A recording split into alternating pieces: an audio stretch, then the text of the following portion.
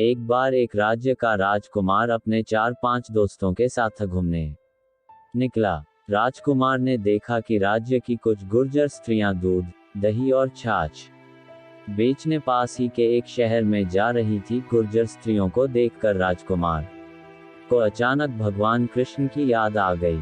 राजकुमार ने सोचा, भगवान कृष्ण भी अपने समय में गोपियों के दूध दही को लूट लिया करते थे, तो क्यों ना हम भी आज ठीक वैसा ही करें और इन गुर्जर स्त्रियों के दूध दही को लूट लें और बाद में इसे तमाशा बताकर उनको उनके दूध दही का दाम चुका देंगे। बस राजकुमार के सोचने भर की देर थी। राजकुमार और उनके साथियों ने मिलकर गुर्जर स्त्रियों की मटकियां फोड़ दी। गुर्जर स्त्रियों ने जब अपना नुकसान होते देखा तो वह वहीं बैठकर रोने लगी, लेकिन उन सभी स्त्रियों में से एक गुर्जर स्त्री थी जिसका मटका फूट गया था, छाछ बिखर गई थी और वह बैठ कर जोर जोर से हंसने रही थी। राजकुमार को उसे देखकर बड़ा आश्चर्य हुआ। राजकुमार ने जाकर गुर्जर स्त्री से पूछा, सभी स्त्रियों के साथ साथ तुम्हारा भी नुकसान हुआ है, लेकिन तुम रोने के बजाय हंस रही हो, आखिर क्या बात है? गुर्जर स्त्री ने राजकुमार की ओर देखकर मुस्कुराते हुए कहा, राजकुमार, मेरी कहानी बड़ी लंबी है, मैं छाछ गिरने का क्या शौक करूं? राजकुमार ने आश्चर्यतापूर्वक उसे अपनी बात सुनाने का आदेश दिया। गुर्जर स्त्री ने कहा, राजकुमार, मैं पास ही के राज्य में एक बहुत ही बड़े धनवान सेठ की पत्नी थी। मेरा एक बालक था, तभी सेठ जी को व्यापार में घाटा हो गया और सेठ जी को व्यापार करने के लिए विदेश जाना पड़ा। मैं भी घर खर्च चलाने के लिए बाजार में ही एक दुकान पर काम करने लगी। तभी राज्य के राजा नगर भ्रमण के लिए निकले और उनकी नजर मुझ पर पड़ गई।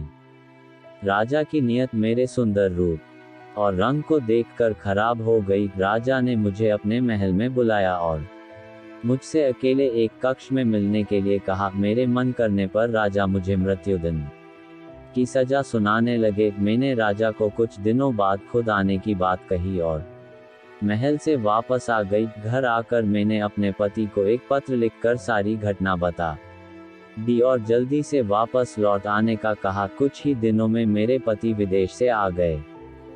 हमने इस संकट पर आपस में बैठकर बात की और संकट से उबरने का उपाय सोचने लगे। सेठ ने मुझे राजा को समय देकर एकांत में बुलाने के लिए कहा। अगले ही दिन मैंने राजा के पास संदेशा भिजवाया कि मैं अब से मिलने के लिए तैयार हूं, लेकिन मेरी एक शर्त यह है कि जब आप मुझसे मिलने आएं तो उस जगह के एक मील के दायरे में कोई भी व्यक्ति न हो। राजा ने मेरी शर्त को मान लिया। तय समय से पहले ही हम दोनों पति पत्नी राजा को बताए स्थान पर पहुंच गए। मैं साथ में एक तलवार लेकर गई। मैंने अपने पति को पास ही के एक खंडहर में छुपने के लिए कहा और खुद राजा से मिलने के लिए पहुंची। जैसे ही राजा मेरे करीब आया, मैंने धोखे से उसके पेट में तलवार मारकर उसे मार दिया। राजा को मारकर जब मैं अपने पति के पास पहुंची तो मैंने देखा कि मेरे पति मृत पड़े हैं। मैंने समीप ही एक सांप को जाते देखा। मैंने सोचा हो न हो इसी सांप ने मेरे पति को डसा है,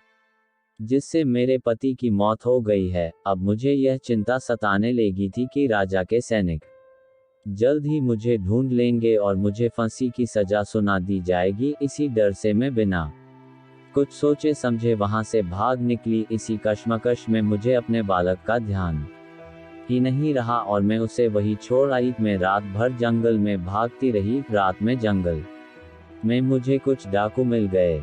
डाकुओं ने मुझे पकड़ लिया और मेरे गहने और रुपयों को छीनकर मुझे वेश्यालय में बेच दिया। अब मैं न चाहते हुए भी वेश्यालय में आकर फंस गई। इधर राजगद्दी पर कोई दूसरा राजा बता जिसने मेरे बालक को पाल पोस कर बड़ा किया। मेरा बालक वही राज्य में नौकरी करने लगा। मैं भी वेश्यालय में कुसंगत में रहकर वेश्या बन गई थी। एक दिन वह लड़का मेरे पास आया और रात भर मेरे पास रहा।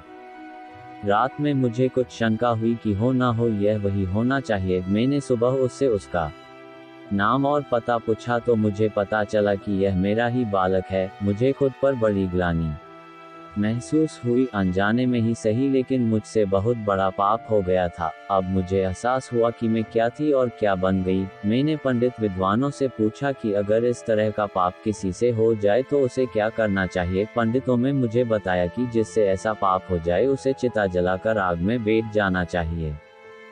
तभी मुझे विचार आया कि अगर मैं चिता में बैठ गई तो गंगा में मेरी अस्थियां कौन बहाएगा। इसी सोच विचार में मैं गंगा जी के किनारे ही लकड़ियां बिछाकर उन पर बैठ गई और लकड़ियों में आग लगा दी। आग के धुएं से मैं कुछ ही देर में बेहोश हो गई। तभी गंगा जी में बाढ़ आ गई और मैं लकड़ियों के साथ गंगा जी में बह गई। कुछ ही देर में लकड़ियों में लगी आग बुझ गई और मैं लकड़ियों के साथ एक गांव के किनारे आ गई। उस गांव में गुर्जर बसते थे। अब मैं उन्हीं गुर्जरों का दूध, दही, छाछ बेचकर अपना काम चलती हूँ। मेरी जिंदगी में इतना कुछ हुआ है, ऐसी दशा हुई है कि अब छाछ धुल जाने की क्या चिंता करूं। जीवन में ऐसी बातें होती रहती है और बीतती रहती है। आगे ऐसी छोटी छोटी बैटन की चिंता करने लग जाऊंगी तो जीवन जी ही नहीं पाऊंगी। राजकुमार को गुर्जरी की कहानी सुनकर आज जीवन की एक बहुत बड़ी सीख मिल गई थी। राजकुमार ने गुर्जरी को छाछ के हुए नुकसान की भरपाई की और जीवन का एक बहुत बड़ा पाठ सीखकर अपने महल आ गए।